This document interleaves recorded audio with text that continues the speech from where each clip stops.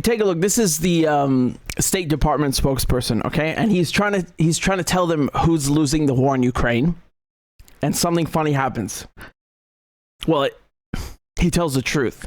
I guess it's funny when you look at it that way. So I will say, with respect to your first question, we believe the war has been a strategic failure for Ukraine. The Secretary spoke to this in a speech he gave in Helsinki last month, I believe it was. What's that? I'm sorry, a strategic failure for Ukraine. Thank you for the correction. Which is, I need more than one correction today. A strategic, this is the first time at the podium for a week. I'm apparently a little... He's like so obedient, like a good dog, you know. He's so submissive. He's like, thank you. I praise you for correcting me more than once. Thank you, master. Thank you, all of you. Right? They're in the room like that's not allowed what you just said. Can't have you running around spouting these babbling nonsense, oh boy. Correct yourself and contain yourself.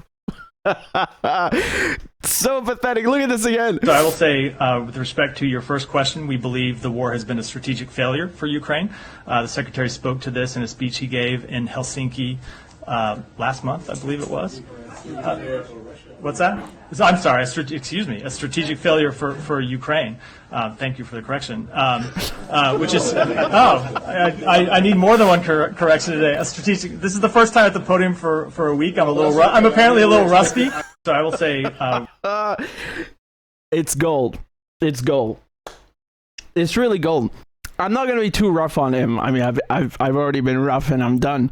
But you know, public speaking is not an easy job.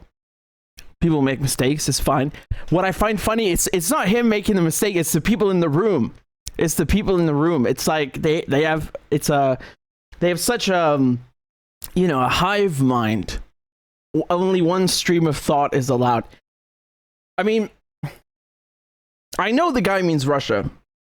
Yes, of course he's going to say that because he's the State Department spokesperson. Of course he's going to say Russia this and Russia that. Fine. But this man's conscience transcended the cover. We're going all philosophical now. His conscience transcended, okay? And the veil was lifted and it cut through the BS. And, you know, that's why, they call it a Freudian slip, right? When you accidentally let out the truth. It's a Freudian slip. I mean, by all accounts, right? Let's say you are an ardent Zelensky fanboy. You know, you're completely into you're drinking their Kool-Aid. There was a counteroffensive that was supposed to take place, right? They all said this in the French media, the German media, the American and British media. It's the same. It's copy-pasted crap. It's just run through Google Translator. It's that bad.